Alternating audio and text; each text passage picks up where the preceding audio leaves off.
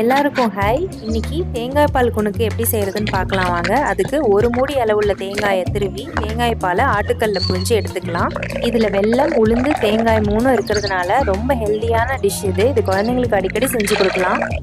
ஒரு 2 மணி நேரத்துக்கு முன்னாடியே ஒரு 100 கிராம் அளவுக்கு வெள்ளை உருட்டு உளுந்தையும் 1 ஸ்பூன் அளவு பச்சரிசியும் சேர்த்து நல்லா ஊற வச்சுருந்துருக்கணும். இப்போ அது நல்லா ஊறிடுச்சு. அதில் ஒரு அரை ஸ்பூன் அளவு கல்லுப்பை போட்டு கெட்டியாக அரைச்சி எடுத்துக்கலாம். தேங்காய் பாலில் இனிப்பு சேர்க்கறதுக்காக ஒரு வெல்லத்தை எடுத்து நல்லா நசுக்கி எடுத்துக்கலாம். 2 ஏலக்காயையும் நுணுக்கி எடுத்துக்கலாம். நம்ம புழிஞ்சு எடுத்த தேங்காய் பாலில் இந்த வெல்லத்தையும் ஏலக்காயையும் போட்டு மூடி வச்சிடலாம். அது கரையட்டும். அடுத்து அடுப்பை பற்ற வச்சு சட்டியை வச்சு அதில் எண்ணெயை ஊற்றிக்கலாம். அதில் நம்ம அரைச்சி வச்சிருந்த மாவை சின்ன சின்ன குணுக்காக போட்டு எடுத்துக்கலாம். ரொம்ப டீப் ஃப்ரை பண்ணாமல் பாதி வெந்தும் வேகாதமாக எடுத்தோம் அப்படின்னா பாலில் நல்லா ஊறும்.